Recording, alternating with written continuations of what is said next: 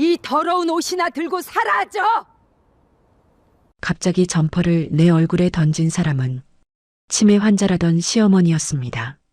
남편과 내연녀는 뒤에서 비웃었지요. 하지만 저는 몰랐습니다. 시어머니가 갑자기 치매 환자로 변한 데에는 숨겨진 비밀이 있었다는 걸. 사연 시작 전 구독, 좋아요 버튼 눌러주세요. 오늘의 사연 지금 바로 시작합니다. 안녕하세요. 저는 올해 48살이 된 박영숙이라고 합니다. 이 이야기는 바로 어젯밤에 일어난 일이었습니다. 밤 11시가 넘은 시각이었어요. 저는 부엌에서 설거지를 하고 있었지요. 그런데 갑자기 뒤에서 큰 소리가 들려왔습니다. 꺼져. 당장 이 집에서 나가. 시어머니의 목소리였어요. 저는 깜짝 놀라 뒤를 돌아봤습니다. 시어머니는 제 낡은 점퍼를 손에 들고 계셨어요.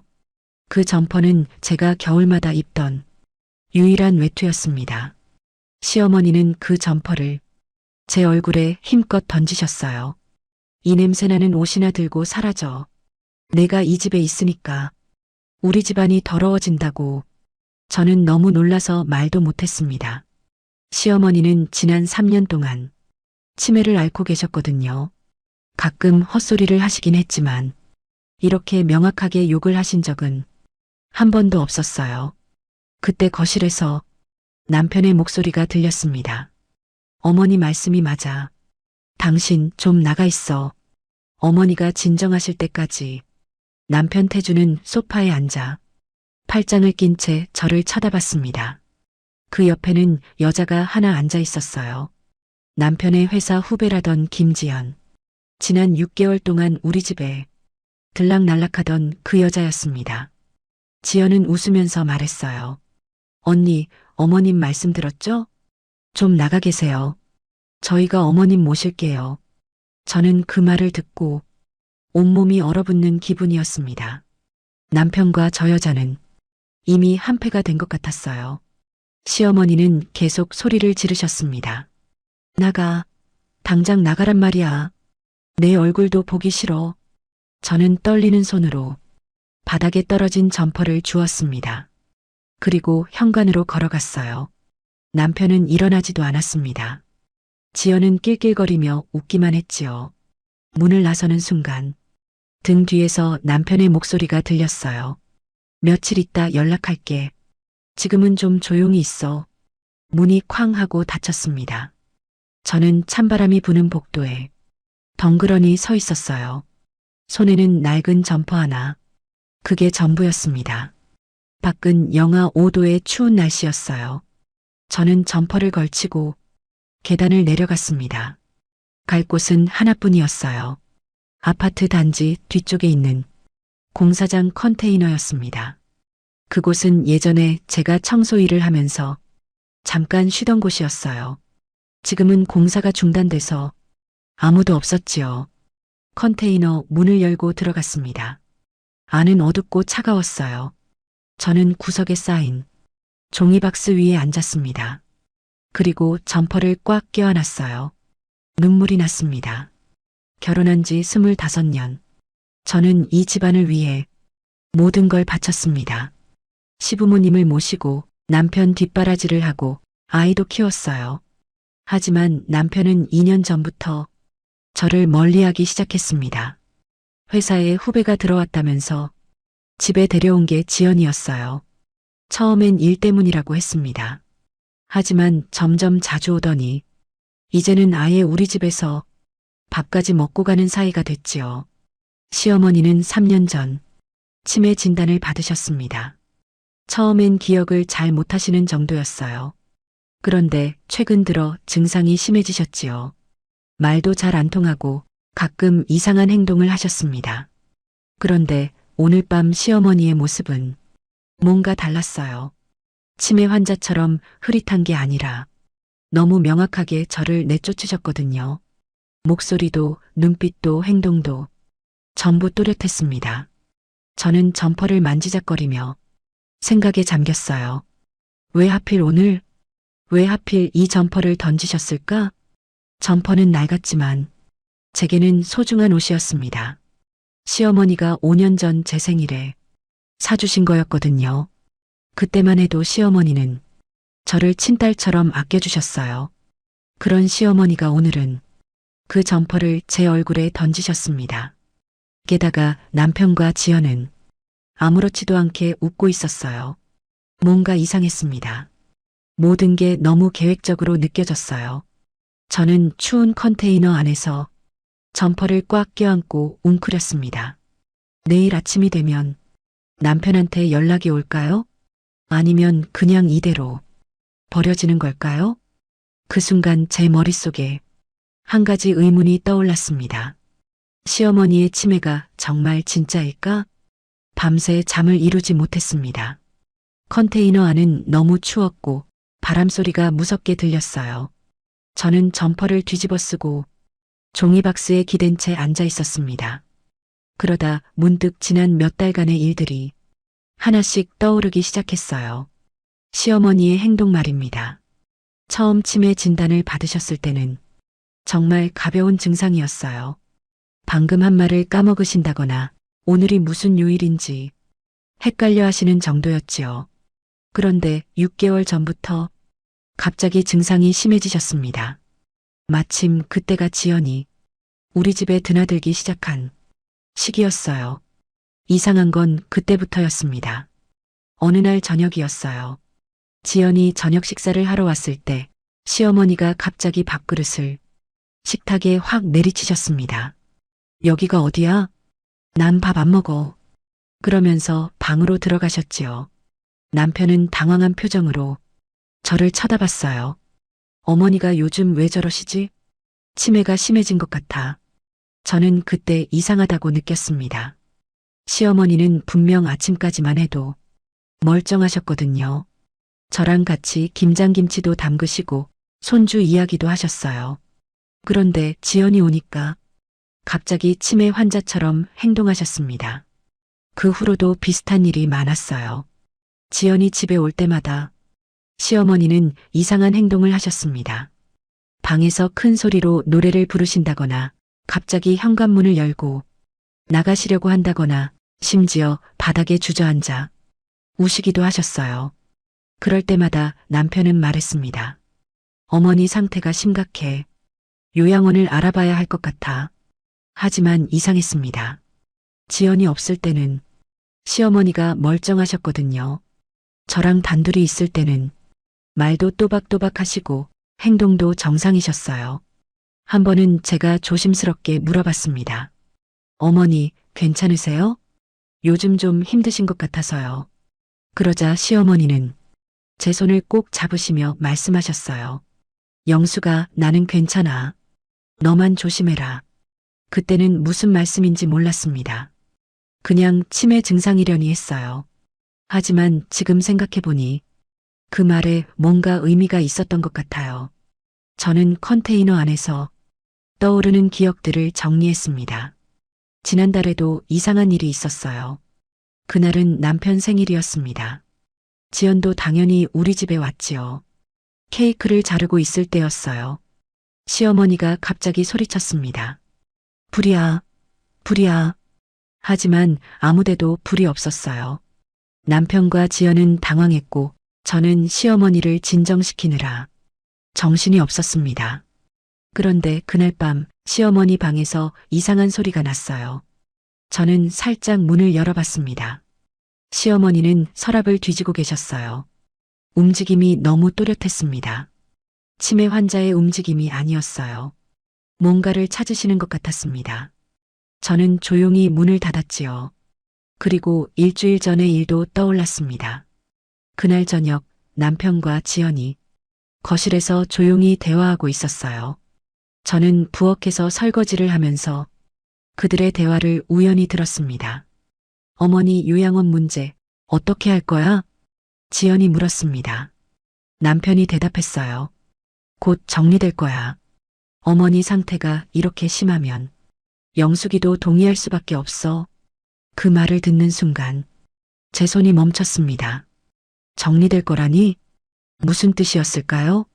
저는 그날 밤 잠을 설쳤습니다. 그리고 다음날 아침 시어머니 방에 들어갔을 때 책상 위에 놓인 수첩을 봤어요.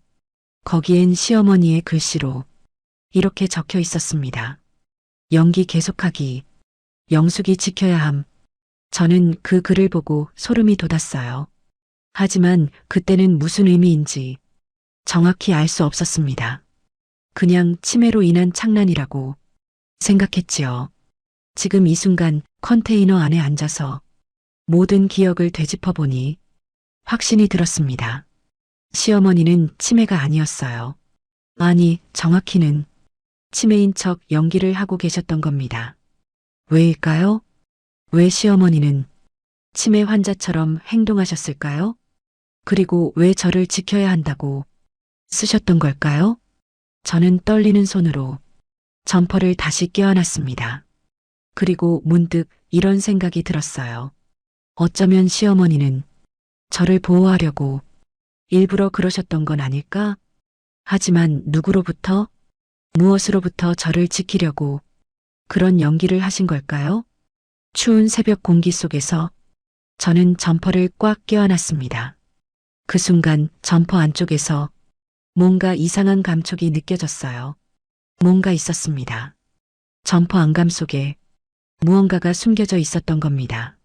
저는 놀란 마음에 점퍼를 펼쳐서 자세히 살펴봤습니다. 컨테이너 안은 어두웠지만 새벽빛이 조금씩 들어오고 있었어요. 점퍼 안감을 만져보니 분명히 뭔가 있었습니다.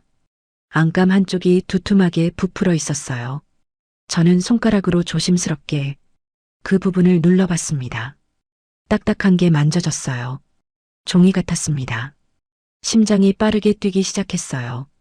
점퍼 안쪽을 뒤집어서 보니 안감에 바느질이 되어 있었습니다. 그런데 이상했어요. 바느질이 두 줄로 되어 있었거든요.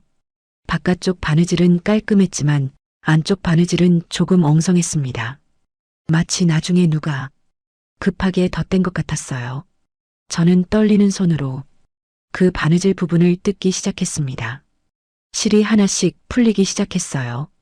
조금씩 조금씩 바느질을 뜯어내니 안에서 하얀 종이가 보였습니다. 종이를 꺼냈어요. 작은 메모지였습니다. 접혀 있었지요. 저는 숨을 깊이 들이쉬고 그 종이를 펼쳤습니다. 거기엔 시어머니의 글씨가 적혀 있었어요. 영수가 저놈들이 너를 노리고 있어. 내가 널 지켜줄게. 이 점퍼를 절대 버리지 마라. 눈물이 핑 돌았습니다. 손이 떨려서 종이를 제대로 잡을 수가 없었어요. 시어머니는 알고 계셨던 겁니다. 남편과 지연이 저를 노리고 있다는 걸. 그래서 일부러 치매 환자처럼 행동하셨던 거예요. 저를 보호하기 위해서. 저는 주저앉아 울었습니다. 추운 컨테이너 안에서 소리 없이 눈물을 흘렸어요. 시어머니는 3년 동안 혼자서 모든 걸 견디셨던 겁니다. 치매 환자인 척 연기하면서 저를 지키려고 애쓰셨던 거예요. 그런데 저는 몰랐습니다. 시어머니의 진심을, 그 고통을. 저는 종이를 다시 펼쳐서 찬찬히 읽어봤습니다. 저놈들이 너를 노리고 있다는 말. 그게 무슨 뜻일까요? 남편과 지연이 저를 어떻게 하려고 했던 걸까요? 저는 점퍼를 다시 뒤져봤습니다. 혹시 또 다른 쪽지가 있을까 싶어서요. 안감을 꼼꼼히 만져보니 또 다른 부분이 두툼하게 부풀어 있었습니다. 저는 그 부분의 바느질도 뜯었어요. 그리고 두 번째 쪽지를 꺼냈습니다. 이번 쪽지에는 이렇게 적혀 있었어요. 영수가 내가 일부러 그런다. 너라도 살아야 한다. 저놈들의 계획을 조심해라. 특히 너한테 먹으라고 주는 것 절대 먹지 마라. 손에서 힘이 빠졌습니다. 쪽지가 바닥에 떨어졌어요. 먹으라고 주는 것을 조심하라니. 그게 무슨 말씀일까요? 저는 지난 몇 달을 떠올렸습니다. 그러고 보니 이상한 일들이 몇 번 있었어요. 한 달 전이었습니다. 지연이 갑자기 비타민을 사왔어요. 언니, 요즘 안색이 안 좋아 보여서요. 이거 드세요. 수입산이라 비싼 거예요. 저는 고맙다고 하면서 그 비타민을 받았습니다. 하지만 먹기 전에 시어머니가 제 방으로 오셨어요. 영수가 그거 먹지 마. 내가 내 건강 체크해 줄게. 그러시면서 비타민병을 가져가셨습니다. 저는 그때 시어머니가 치매 증상 때문에 그러시는 줄 알았어요. 그런데 며칠 후 시어머니 방 쓰레기통에서 그 비타민병을 봤습니다. 뚜껑이 열려 있었고 안에 든 알약들이 전부 부서져 있었어요. 저는 그냥 치매 때문에 이상한 행동을 하신 거라고 생각했지요. 하지만 지금 생각해보니 시어머니는 그 비타민을 일부러 없애신 겁니다. 혹시 그 안에 뭔가 이상한 게 들어있을까봐. 또 다른 일도 있었어요. 2주 전이었습니다. 남편이 갑자기 저한테 보험을 하나 들자고 했어요. 여보, 우리 나이도 있고 해서 보험 하나 더 들어두는 게 좋을 것 같아. 내가 좋은 거 알아봤어. 저는 별 생각 없이 서류에 사인을 했습니다. 그런데 그날 밤 시어머니가 제 방으로 오셨어요. 영수가 내가 오늘 뭐 서류 같은 거 쓰지 않았니? 네, 보험 서류요. 시어머니는 걱정스러운 표정으로 제 손을 잡으셨습니다. 조심해라, 영수가. 모든 게 계획이다. 저는 그때도 무슨 말인지 몰랐어요. 그냥 치매 증상이려니 했지요. 하지만 지금은 알 것 같습니다. 남편이 저한테 보험을 들게 한 것도 뭔가 계획이 있었던 거예요. 저는 떨리는 손으로 2장의 쪽지를 다시 읽어봤습니다. 시어머니는 모든 걸 알고 계셨어요. 남편과 지연의 계획을. 그래서 3년 동안 치매 환자인 척 연기하시면서 저를 지키려고 하셨던 겁니다.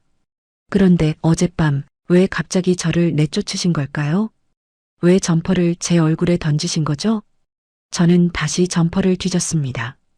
혹시 또 다른 쪽지가 있을까 싶어서요. 그런데 안감 깊숙한 곳에서 또 다른 감촉이 느껴졌습니다. 이번엔 종이가 아니었어요. 뭔가 딱딱하고 작은 물체였습니다. 저는 조심스럽게 그 부분의 바느질을 뜯었어요. 안에서 작은 물건이 나왔습니다. 플라스틱으로 쌓여 있었어요. 비닐을 벗기니 작은 USB 메모리가 나왔습니다. 심장이 멎을 것 같았어요. USB 안에는 대체 무엇이 들어있는 걸까요? 그리고 시어머니는 왜 이걸 점퍼 안에 숨겨두신 걸까요? 저는 떨리는 손으로 USB를 꽉 쥐었습니다. 이제 알아야 했습니다.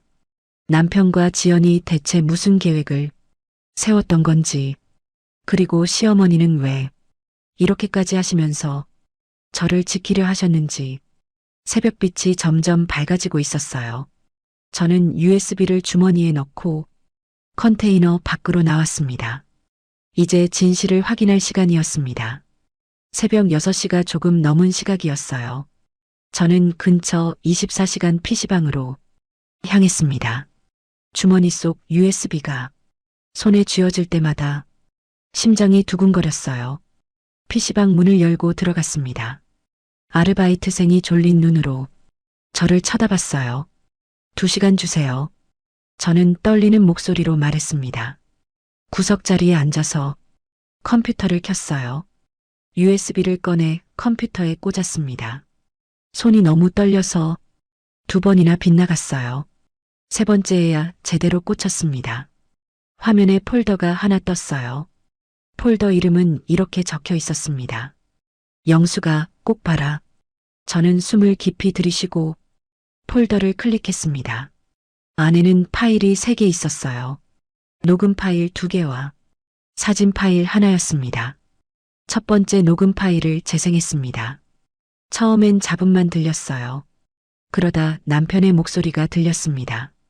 어머니만 없어지면 상속은 전부 내 거야. 집도 예금도 보험금도. 그 다음은 지연의 목소리였어요. 그럼 빨리 처리해야죠. 어머니 치매도 심하다고 하고 요양원 보내면 되잖아요. 아니야. 요양원은 돈이 너무 많이 들어. 차라리 다른 방법을 찾아야 해. 다른 방법이요? 응. 조용히 자연스럽게 아무도 의심 안 하게. 저는 손으로 입을 막았습니다. 온몸에 소름이 돋았어요. 남편과 지연은 시어머니를 없애려고 계획하고 있었던 겁니다. 녹음은 계속 이어졌습니다. 근데 문제가 하나 있어. 영숙이야. 영숙이요? 왜요? 영숙이가 어머니를 너무 잘 모셔. 항상 곁에 있잖아. 그래서 실행하기가 어려워. 그럼 영숙 언니를 먼저 떼어놓으면 되잖아요. 그 말을 듣는 순간 저는 의자에서 일어날 뻔했습니다. 저를 먼저 떼어놓는다니 그게 무슨 뜻이었을까요? 남편이 다시 말했습니다. 맞아.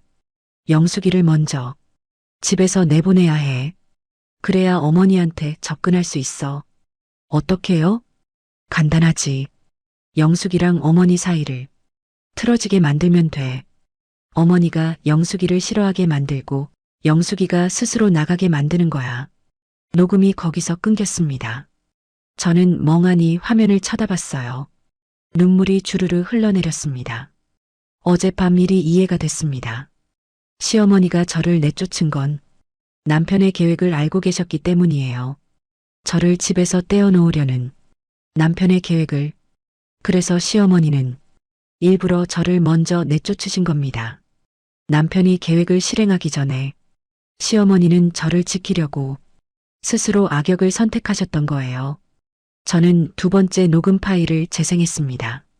이번엔 남편 혼자 통화하는 소리가 들렸어요. 네, 그거 구할 수 있어요? 무색무취라고 들었는데 상대방의 목소리는 들리지 않았습니다.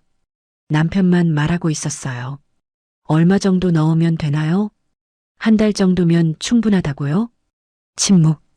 좋아요. 다음 주까지 준비해 주세요. 돈은 현금으로 드릴게요. 통화가 끊어졌습니다. 저는 온몸이 얼어붙는 기분이었어요. 무색무취라는 건 독극물을 말하는 게 분명했습니다. 남편은 시어머니를 서서히 독살하려고 했던 거예요.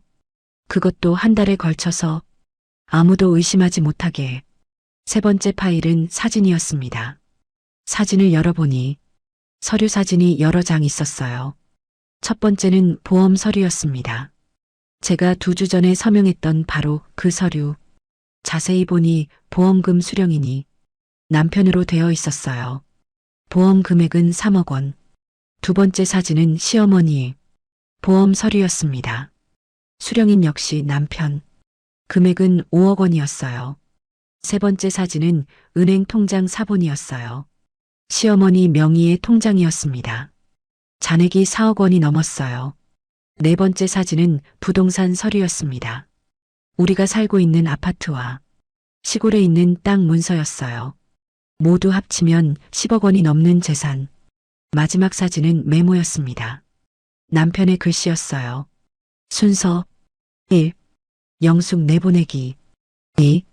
어머니 독극물 투여 시작. 3.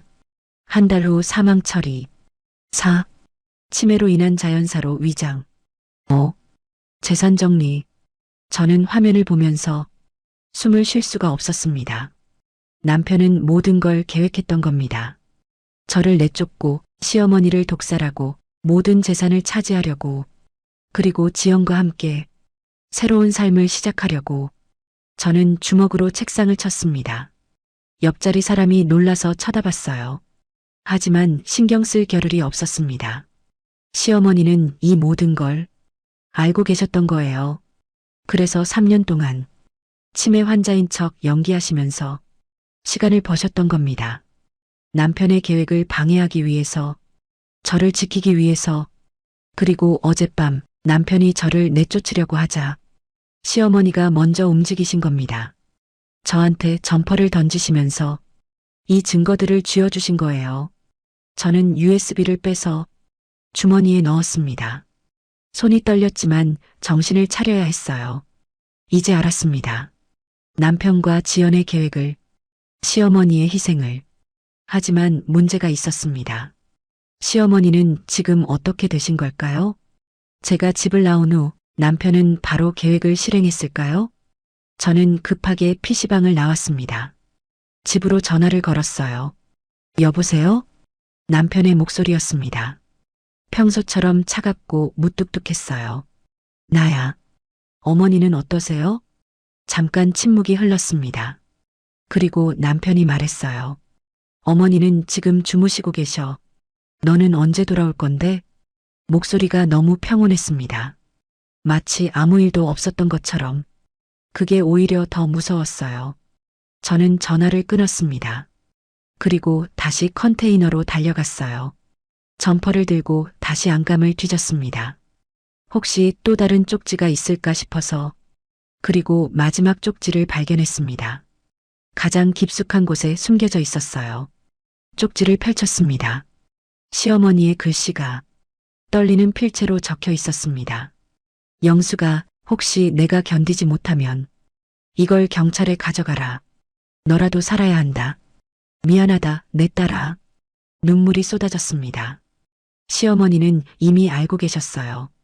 본인이 위험하다는 걸, 남편이 독극물을 준비했다는 걸, 하지만 끝까지 저를 지키려고 혼자 모든 걸 감당하셨던 겁니다. 저는 더 이상 가만히 있을 수 없었어요. 시어머니를 지켜야 했습니다. 저는 컨테이너에 앉아서 정신을 가다듬었습니다. 지금 당장 집으로 달려가고 싶었지만 그럴 수는 없었어요. 남편과 지연이 있는 집에 제가 나타나면 오히려 더 위험해질 수 있었습니다. 냉정하게 생각해야 했어요. 저는 USB 안의 녹음 파일을 다시 떠올렸습니다. 특히 두 번째 녹음 파일이 계속 신경 쓰였어요. 남편이 독극물을 구한다는 통화. 그 통화는 언제 한 걸까요? 저는 점퍼 주머니를 다시 뒤졌습니다. 혹시 시어머니가 날짜를 메모해 두셨을까 싶어서요. 작은 메모지 하나가 나왔습니다. 거기엔 이렇게 적혀 있었어요. 12월 5일 오후 6시 태준이 수상한 전화통화. 12월 7일 낮 12시 지연이가 가방에서 약봉지 꺼냄. 12월 9일 저녁 7시 태준이 어머니 저녁 식사에 뭔가 탔음. 내가 엎질렀음. 심장이 쿵 내려앉았습니다. 12월 9일은 바로 사흘 전이었어요. 그날 저녁을 저는 기억하고 있었습니다. 그날 시어머니가 갑자기 밥그릇을 엎으셨던 거예요. 저는 치매 증상이라고 생각했는데 알고 보니 일부러 그러신 거였습니다. 남편이 뭔가를 탔다는 걸 눈치채셨기 때문에 저는 온몸이 차갑게 식는 걸 느꼈어요. 그렇다면 이미 독극물 투여가 시작된 겁니다. 사흘 전부터. 그리고 제가 어젯밤 쫓겨났으니 남편은 지금 더 자유롭게 시어머니를 공격할 수 있는 상황. 저는 급하게 일어났습니다. 경찰에 신고해야 했어요. 지금 당장. 하지만 한 발자국 떼는 순간 멈춰섰습니다. 경찰이 믿어줄까요? 녹음 파일과 사진이 있긴 하지만 그것만으로 충분할까요? 저는 다시 앉아서 생각했습니다. 좀 더 확실한 증거가 필요했어요. 그때 핸드폰이 울렸습니다. 모르는 번호였어요. 저는 조심스럽게 전화를 받았습니다. 여보세요? 영숙 씨죠? 저 김 변호사예요. 김 변호사? 저는 잠시 생각했습니다. 그러다 기억이 났어요. 6개월 전 시어머니가 혼자 법률 상담을 받으러 가신 적이 있었습니다. 그때 만난 분이 김 변호사였어요. 네, 맞습니다. 박 여사님께서 저한테 부탁을 하나 하셨어요. 만약 박 여사님한테 무슨 일이 생기면 영숙 씨한테 연락하라고요. 무슨 일이 생겼나요? 어제 밤부터 박 여사님한테 연락이 안 돼요. 약속된 시간에 전화를 안 받으셨거든요. 저는 숨이 막혔습니다. 박 여사님이 저한테 봉투 하나를 맡기셨어요. 영숙 씨가 찾아오면 주라고요. 오늘 10시에 제 사무실로 오실 수 있나요? 네, 가겠습니다. 주소를 받아 적고 전화를 끊었습니다. 시어머니는 모든 걸 준비하고 계셨던 거예요. 변호사한테까지 증거를 맡기시고 만약을 대비해 보험을 들어두셨던 겁니다. 시간을 확인했습니다. 아침 8시, 2시간 후에 변호사 사무실로 가야 했어요. 저는 근처 편의점으로 가서 세면을 했습니다. 그리고 따뜻한 커피를 마시며 정신을 차렸어요. 아침 9시 50분. 저는 변호사 사무실 앞에 도착했습니다. 작은 건물 3층에 있는 법률사무소였어요. 문을 열고 들어가니 40대 중반의 남자 변호사가 저를 맞이했습니다. 영숙 씨시죠? 앉으세요. 저는 긴장한 채 앉았습니다. 변호사는 책상 서랍에서 두툼한 봉투를 꺼냈어요. 박 여사님이 6개월 전에 이걸 맡기셨어요. 혹시 본인한테 무슨 일이 생기면 며느리 영숙 씨한테 전하라고요. 봉투를 받아들었습니다. 손이 떨렸어요. 그리고 이것도 받으세요. 변호사는 또 다른 서류를 건네주었습니다. 이건 박 여사님이 작성하신 유언장입니다. 모든 재산을 영숙 씨한테 상속한다는 내용이에요. 네. 저는 놀라서 변호사를 쳐다봤습니다. 박 여사님은 6달 전부터 준비하셨어요. 아들 태준 씨를 완전히 배제하고 며느리인 영숙 씨를 유일한 상속인으로 지정하셨습니다. 저는 멍하니 서류를 쳐다봤어요. 왜요? 왜 저한테 모든 걸 주신다는 거죠? 박 여사님이 그러셨어요. 영숙 씨만이 진짜 가족이라고. 아들은 이미 가족이 아니라고요. 눈물이 났습니다. 시어머니는 6개월 전부터 모든 걸 알고 계셨던 거예요. 남편의 계획을, 지영과의 관계를, 그래서 미리 재산을 제 이름으로 옮기셨던 겁니다. 봉투를 열었습니다. 안에는 또 다른 서류들이 있었어요. 첫 번째는 남편과 지연이 문자 메시지 캡처본이었습니다. 자기야, 어머니만 없어지면 우리 결혼할 수 있어. 응, 조금만 기다려. 곧 끝날 거야. 두 번째는 은행 거래 내역이었습니다. 남편이 지연에게 보낸 돈 6개월 동안 모두 합치면 3천만 원이 넘었어요. 세 번째는 사진이었습니다. 남편과 지연이 함께 있는 사진. 호텔 앞에서 찍은 사진도 있었어요. 마지막은 시어머니의 편지였습니다. 저는 떨리는 손으로 편지를 펼쳤어요. 영수가 이 편지를 읽고 있다면 아마 내가 이미 위험한 상황에 처했을 거야. 미안하다. 엄마가 너를 지켜주지 못해서. 하지만 이 증거들만 있으면 너는 살 수 있어. 경찰에 신고하고 변호사 선생님께 도움을 받아라. 내 모든 재산은 내 거야. 너는 내 딸이니까. 사랑한다, 영수가. 편지를 읽는 동안 눈물이 멈추지 않았습니다. 변호사가 조용히 말했습니다. 박 여사님한테 무슨 일이 생긴 건가요? 저는 고개를 끄덕였어요. 네, 위험합니다. 지금 당장 경찰에 신고해야 해요. 알겠습니다. 제가 아는 경찰관한테 바로 연락하겠습니다. 이 증거들을 가지고 경찰서로 가시죠. 저는 봉투를 꼭 안고 일어났습니다.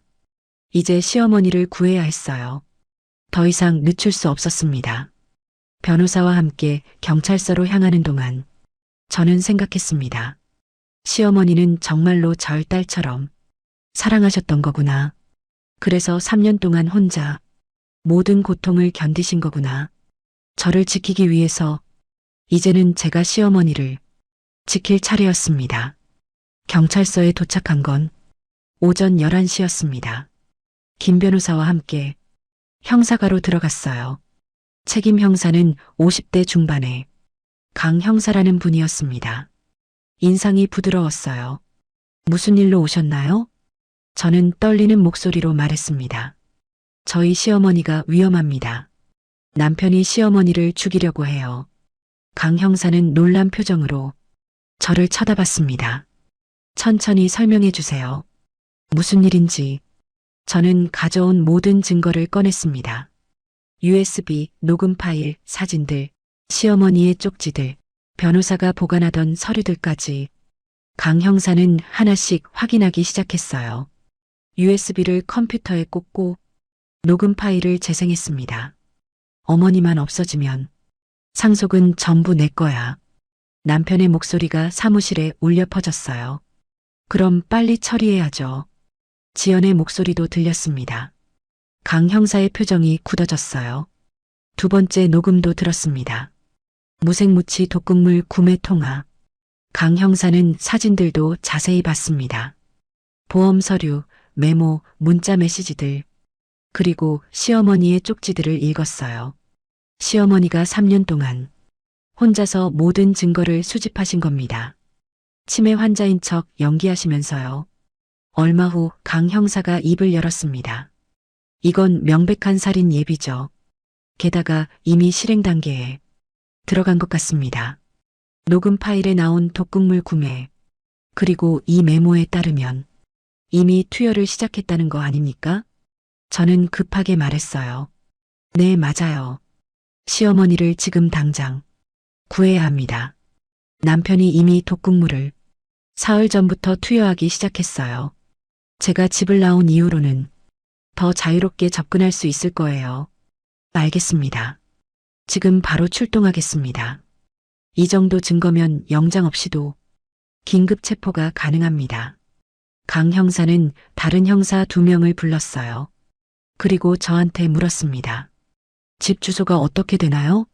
저는 주소를 알려줬습니다. 강 형사는 무전으로 순찰차 2대를 더 요청했어요. 저도 같이 가겠습니다. 강 형사는 잠시 망설이더니 고개를 끄덕였어요. 알겠습니다. 하지만 절대로 혼자 행동하시면 안 됩니다. 저희 뒤에 계셔야 합니다. 네, 알겠습니다. 우리는 경찰차 3대에 나눠 타고 제 집으로 향했습니다. 차 안에서 저는 계속 떨고 있었어요. 시어머니가 무사하실까요? 아직 늦지 않았을까요? 독극물이 이미 치명적인 양에 도달하지는 않았을까요? 15분 후 우리 아파트에 도착했습니다. 경찰들은 조용히 움직였어요. 주민들을 놀라게 하지 않기 위해서였죠. 엘리베이터를 타고 10층으로 올라갔어요. 복도를 걷는 동안 심장이 터질 것 같았습니다. 우리 집 현관문 앞에 섰습니다. 강 형사가 제게 물었어요. 비밀번호가 어떻게 되나요?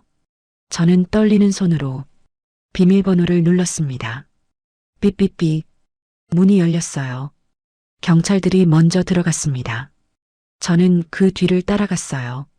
거실은 조용했습니다. 아무도 없었어요. 형사님, 여기 좀 보세요. 한 형사가 부엌을 가리켰습니다. 식탁 위에 밥그릇이 놓여 있었어요. 죽처럼 보이는 음식이 담겨 있었습니다.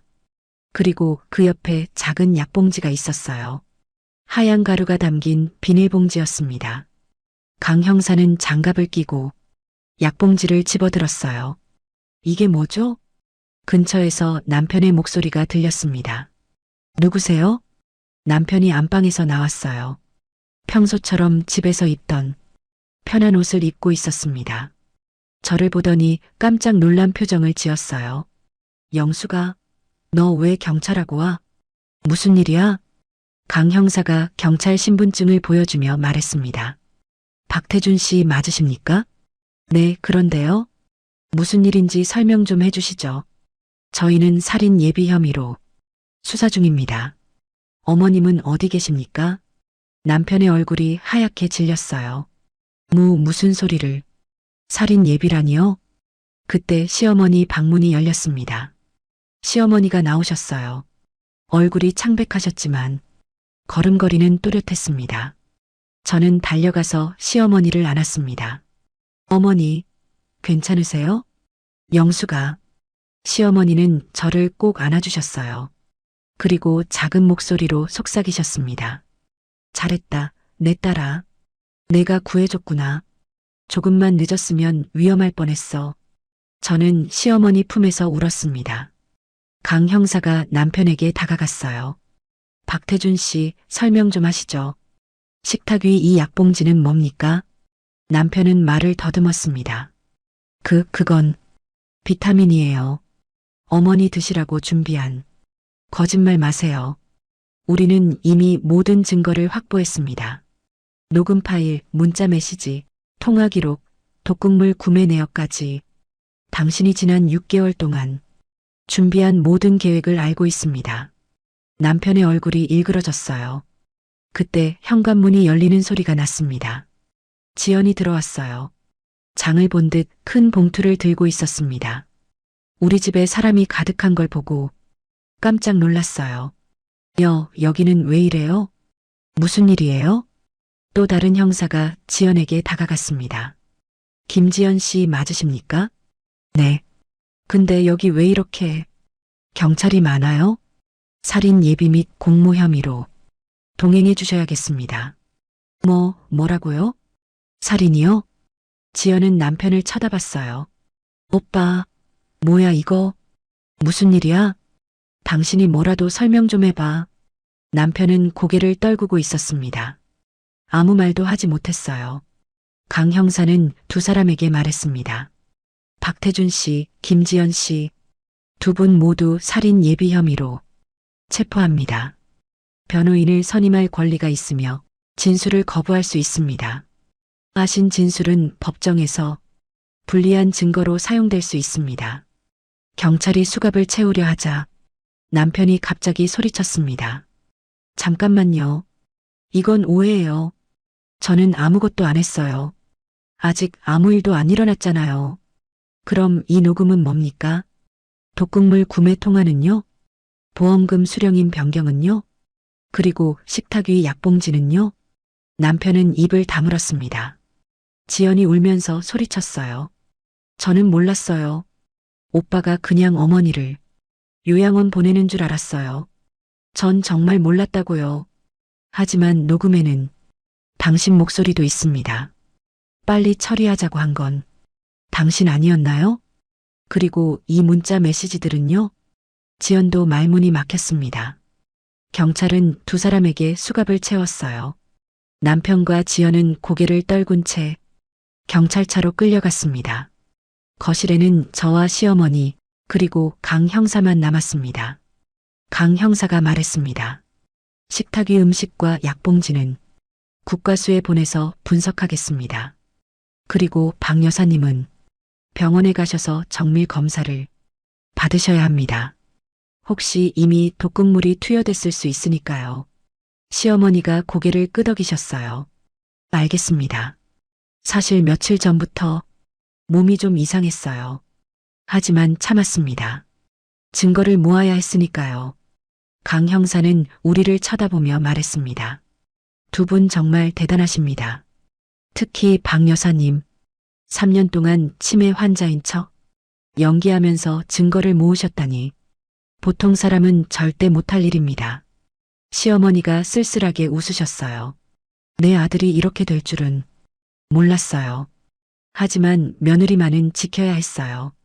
얘는 나한테 진짜 딸이니까요. 저는 시어머니 손을 꼭 잡았습니다. 어머니, 영수가 미안하다.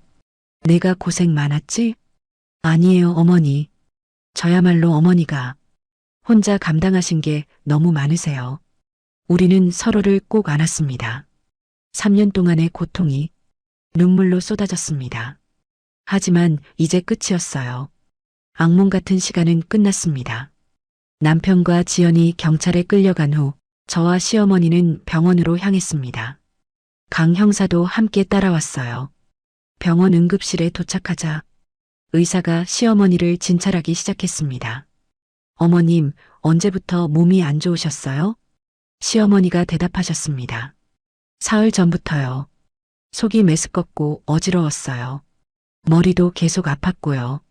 의사는 고개를 끄덕이며 피 검사와 소변 검사를 지시했어요. 독극물 검사도 함께 하겠습니다. 결과는 내일 오전에 나올 겁니다. 저는 시어머니 곁에 앉아서 손을 꼭 잡고 있었어요. 어머니, 괜찮으실 거예요. 이제 다 끝났어요. 시어머니는 제 손을 쓰다듬으며 말씀하셨습니다. 영수가 고마워. 내가 아니었으면 나는 정말 위험했을 거야. 아니에요, 어머니.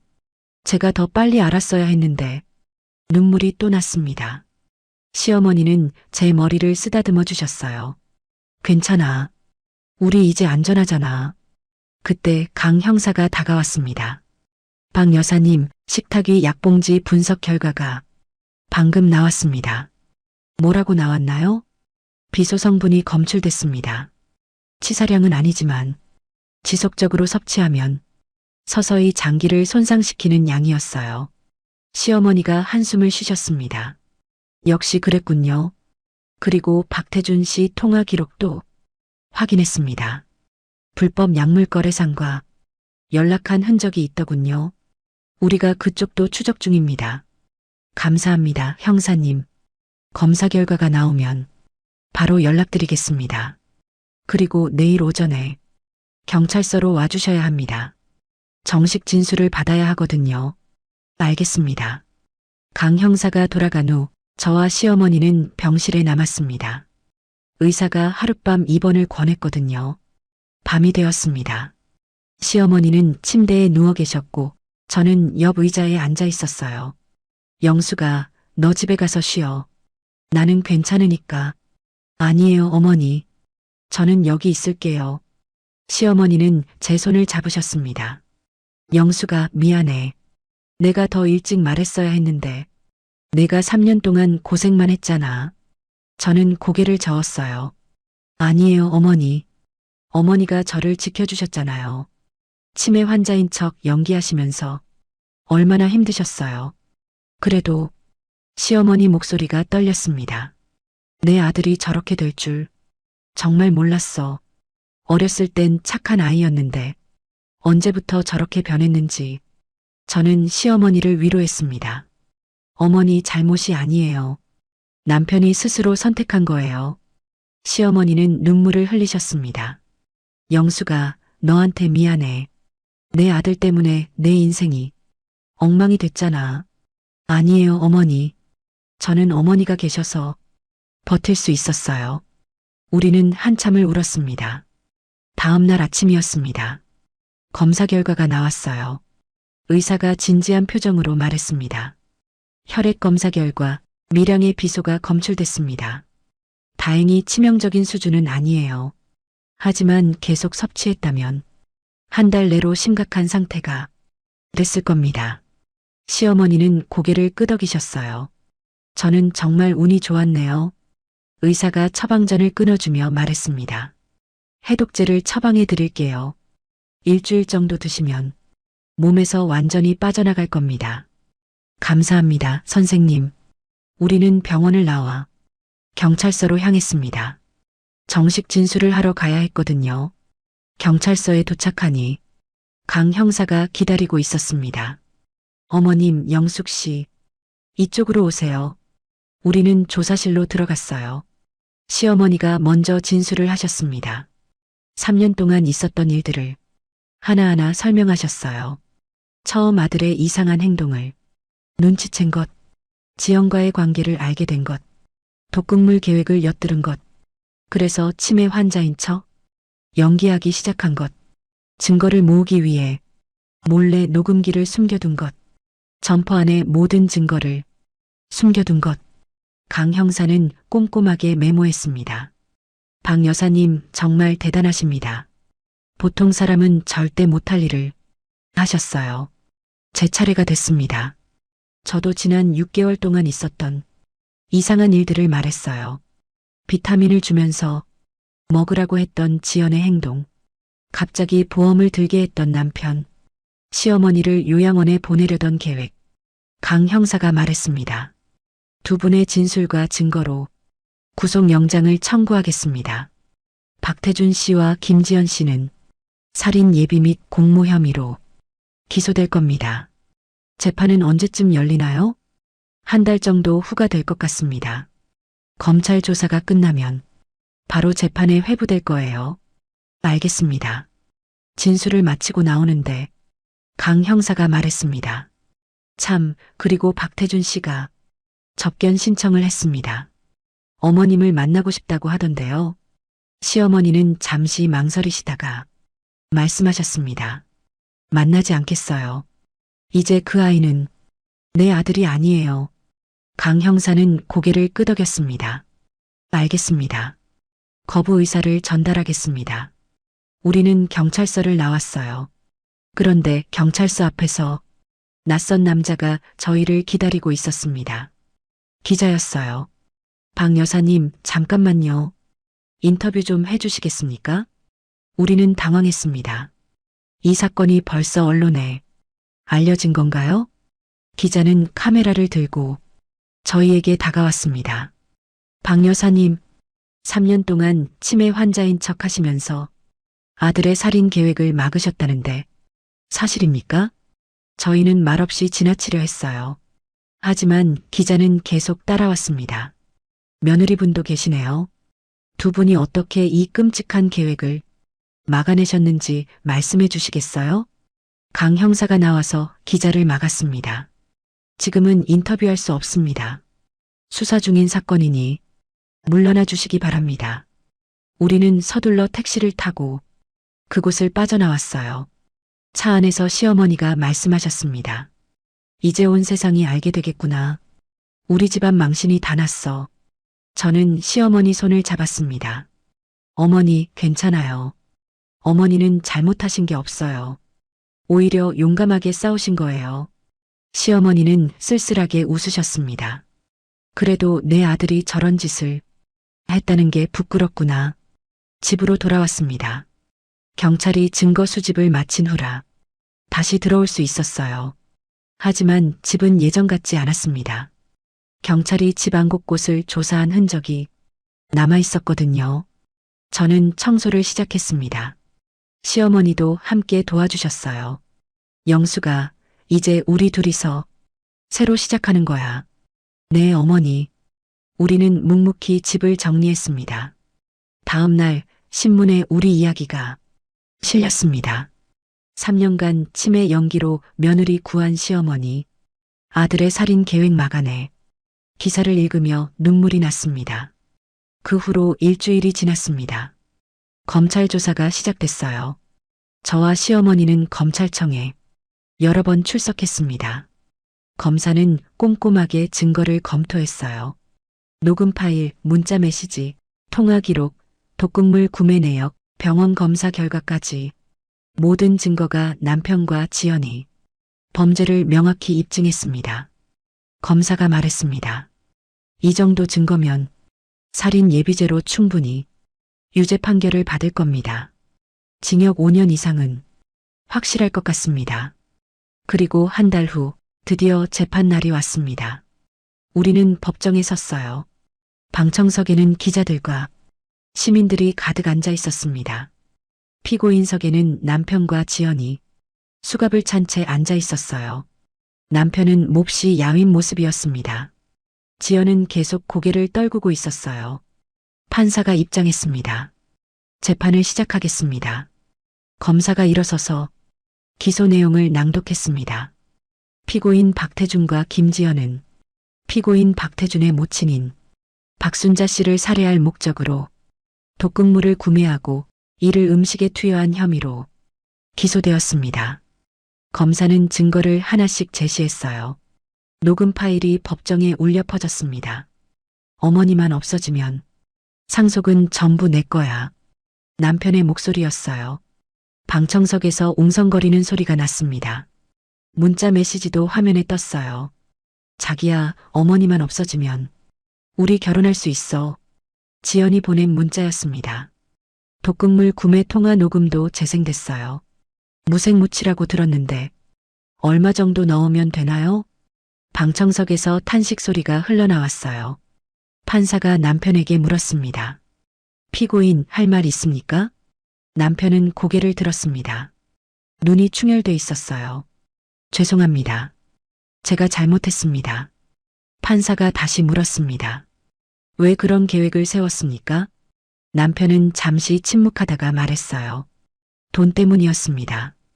회사에서 승진하려면 돈이 필요했고 어머니 재산이 탐났습니다. 방청석에서 야유가 쏟아졌습니다. 판사가 망치를 두드렸어요. 조용히 하십시오. 판사는 지연에게도 물었습니다.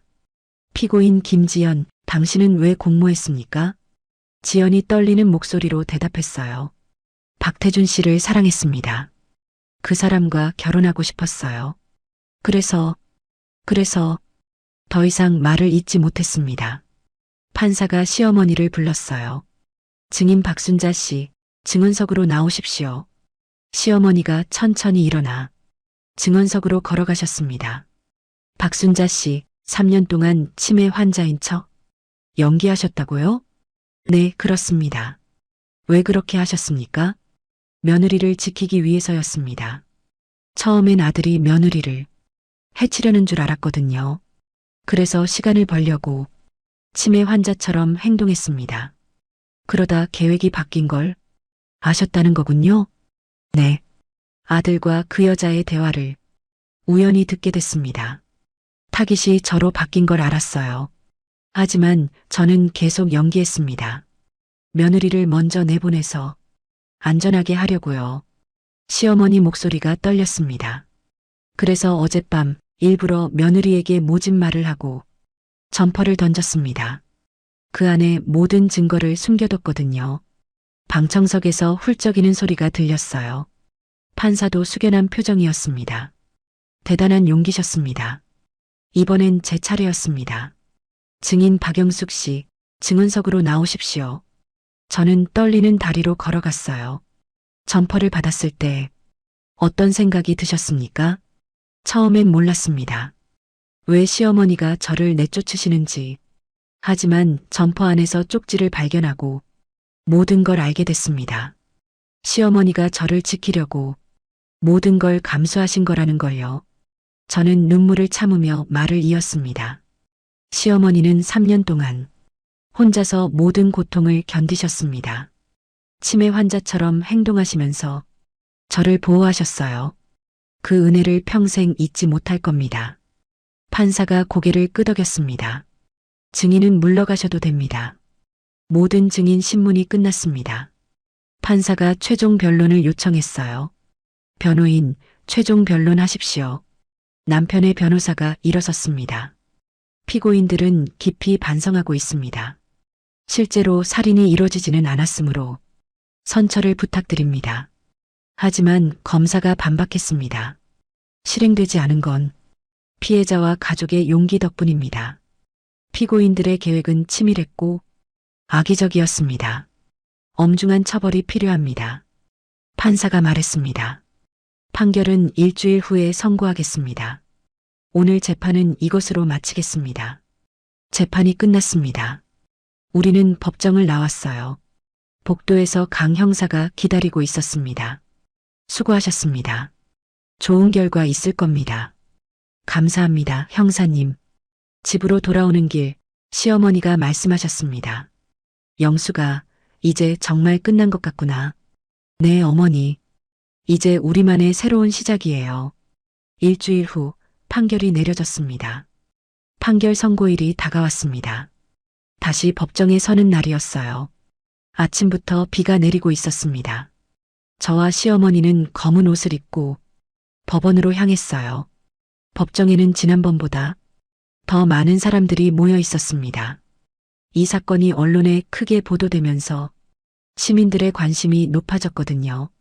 피고인석에 남편과 지연이 들어왔어요.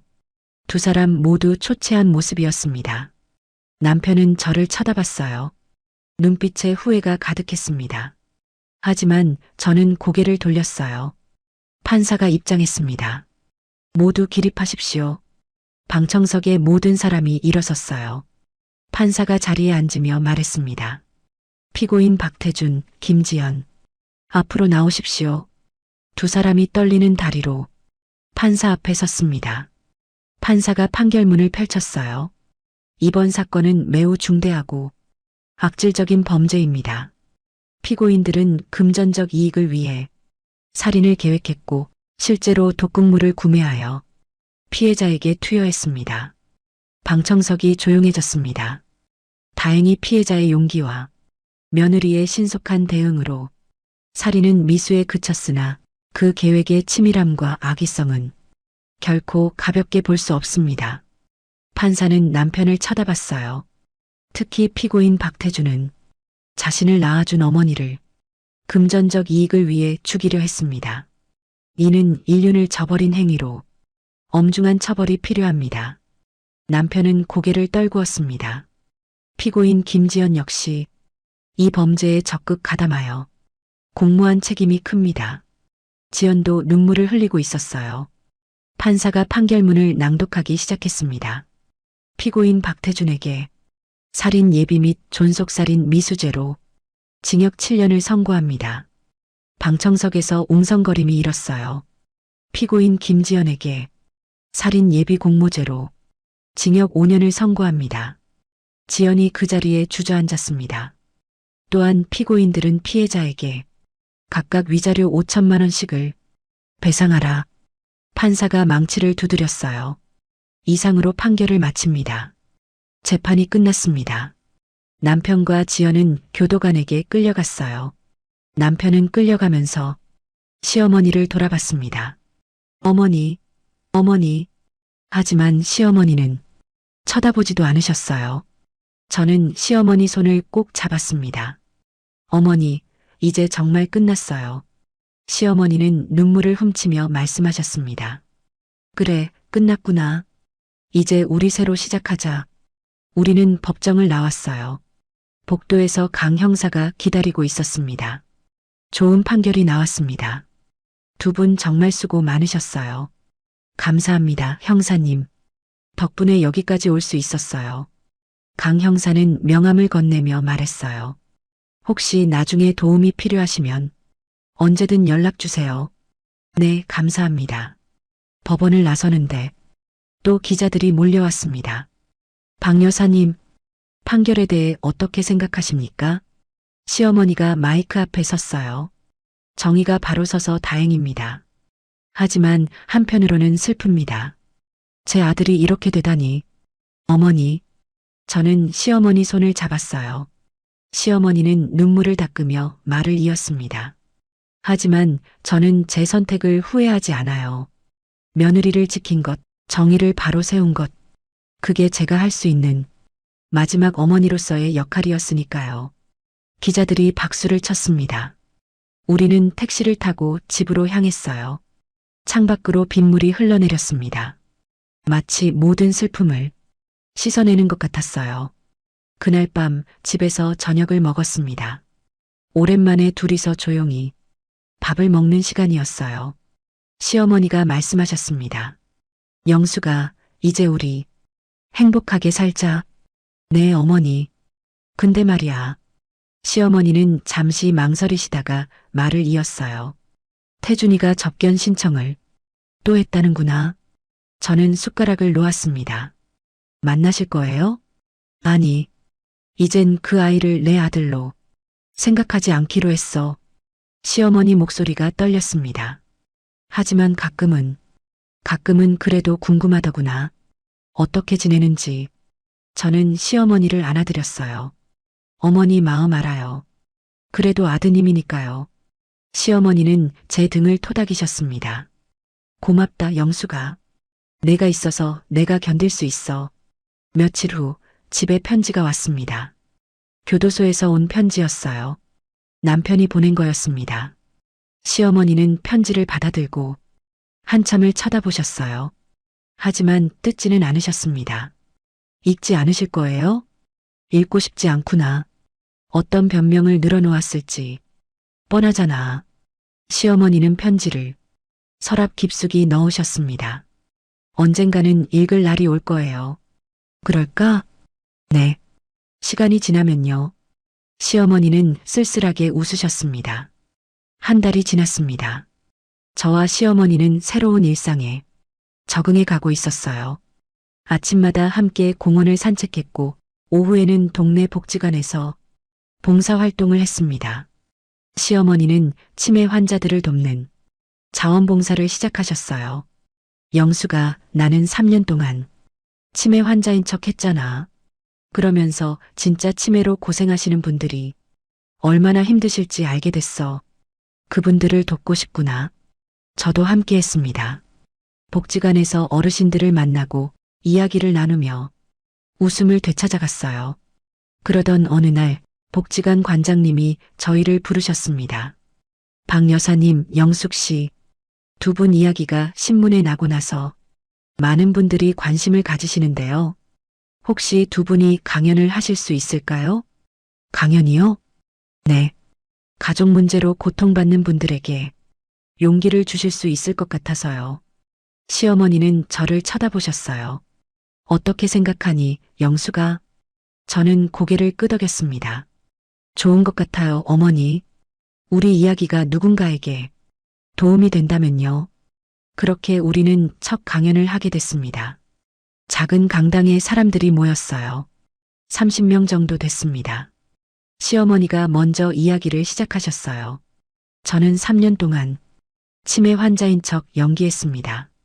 제 며느리를 지키기 위해서였어요. 사람들은 숨죽이며 들었습니다. 시어머니는 그동안의 이야기를 차근차근 들려주셨어요. 그리고 마지막에 이렇게 말씀하셨습니다. 가족이란 피로 이어진 것만이 전부가 아닙니다. 진짜 가족은 서로를 지키고 사랑하는 사람들이에요. 박수가 터져 나왔습니다. 강연이 끝나고 한 중년 여성이 다가왔어요. 눈물을 흘리고 계셨습니다. 저도 비슷한 상황이에요. 시어머니와의 관계 때문에 힘들었는데 오늘 두 분 이야기를 듣고 용기를 얻었어요. 시어머니는 그분을 안아주셨습니다. 힘내세요. 당신도 할 수 있어요. 그날 저녁 집으로 돌아오는 길에 시어머니가 말씀하셨습니다. 영수가, 우리 이야기가 누군가에게 희망이 되는구나. 네, 어머니. 우리가 겪은 고통이 헛되지 않은 것 같아요. 그래, 이제 우리는 새로운 삶을 살아가는 거야. 1년이 흘렀습니다. 저와 시어머니는 이제 완전히 새로운 삶을 살고 있었어요. 아침 7시, 저는 부엌에서 아침을 준비했습니다. 시어머니는 거실에서 신문을 읽고 계셨어요. 영수가, 오늘 강연 있지? 네, 어머니. 오후 2시예요. 시어머니와 저는 이제 정기적으로 강연을 하고 있었습니다. 가족 문제로 고통받는 사람들에게 우리 이야기를 들려주는 거였어요. 벌써 50번도 넘게 강연을 했습니다. 매번 강연이 끝나면 많은 분들이 다가와 감사 인사를 전했어요. 당신들 이야기 덕분에 용기를 얻었어요. 저희도 다시 시작할 수 있을 것 같아요. 그런 말들을 들을 때마다 가슴이 뭉클했습니다. 우리가 겪은 고통이 누군가에게는 희망이 되고 있었어요. 아침 식사를 마치고 저는 시어머니 방을 청소했습니다. 방 한쪽 벽에는 액자가 하나 걸려 있었어요. 바로 그 점퍼였습니다. 시어머니가 제 얼굴에 던졌던 그 낡은 점퍼, 저를 구해준 점퍼, 우리는 그 점퍼를 특별하게 액자에 넣어 보관하기로 했었어요. 점퍼 밑에는 작은 명패가 있었습니다. 사랑은 때로 모진 모습으로 우리를 지킨다. 저는 점퍼를 바라보며 생각했어요. 그날 밤 추운 컨테이너에서 이 점퍼를 껴안고 있던 나, 점퍼 안에서 쪽지를 발견했을 때의 그 떨림, 모든 게 어제 일 같았습니다. 오후가 되어 강연장으로 향했어요. 오늘은 시청 대강당에서 200명 정도를 대상으로 강연을 하기로 했습니다. 우리가 도착하니 이미 많은 사람들이 앉아 있었어요. 강연이 시작됐습니다. 시어머니가 먼저 입을 열었어요.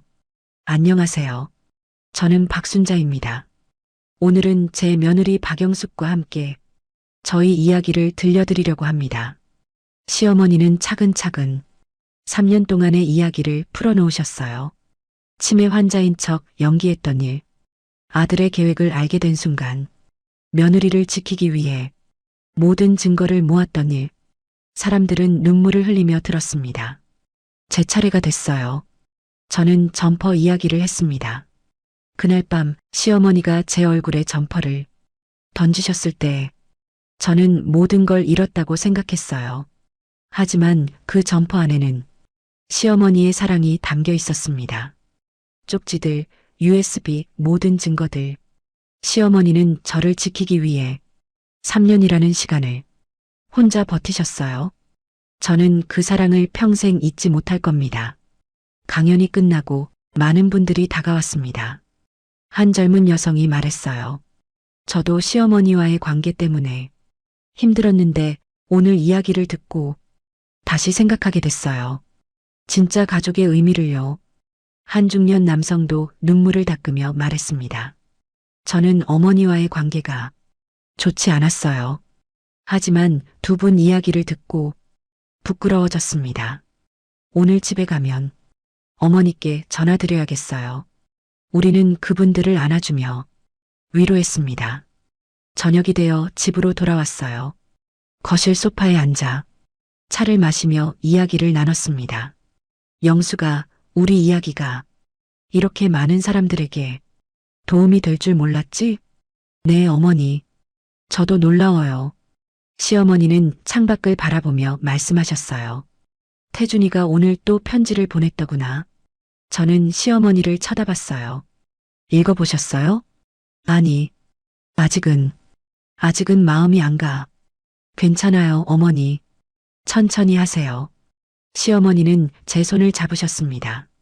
영수가 내가 있어서 내가 이렇게 살 수 있어. 정말 고맙다. 저야말로 감사해요, 어머니. 어머니가 아니었으면 저는 어떻게 됐을지 몰라요. 우리는 서로를 꼭 안았습니다. 그날 밤 저는 침대에 누워 천장을 바라봤어요. 1년 전 이맘때는 컨테이너에서 떨고 있었는데 지금은 이렇게 평화로운 밤을 맞이하고 있다니 모든 게 꿈 같았습니다. 다음 날 아침이었습니다. 시어머니가 제 방으로 오셨어요. 손에 뭔가를 들고 계셨습니다. 영수가 이거 봐. 시어머니가 보여주신 건 편지 한 통이었습니다. 복지부에서 온 거였어요. 저희 이야기가 모범 사례로 선정됐다는 내용이었습니다. 그래서 표창을 수여한다고요. 어머니, 정말요? 그래. 다음 주에 시상식이 있대. 우리 둘이 함께 가는 거야. 저는 시어머니를 안았습니다. 우리가 겪은 고통이 이렇게 인정받다니 정말 뜻깊은 일이었어요. 시상식 날이 다가왔습니다. 우리는 정장을 입고 시청 대강당으로 향했어요. 무대 위에서 상을 받는 순간 저는 눈물이 났습니다. 시어머니도 오셨어요. 우리는 포옹했습니다. 3년의 고통, 1년의 회복, 모든 것이 이 순간을 위한 여정이었던 것 같았어요. 그날 저녁 집으로 돌아와 점퍼 앞에 섰습니다. 시어머니도 옆에 서셨어요. 영수가 이 점퍼가 우리를 여기까지 데려왔구나. 네, 어머니. 이 점퍼는 사랑의 증거예요. 우리는 점퍼를 바라보며 서로의 손을 꼭 잡았습니다. 이제 우리는 진짜 모녀였어요. 피로 이어진 게 아니라 사랑으로 이어진 가족. 점퍼는 그 증거로 영원히 우리 곁에 남을 겁니다. 끝까지 시청해 주셔서 감사합니다. 좋아요 버튼으로 마음을 표현해 주세요.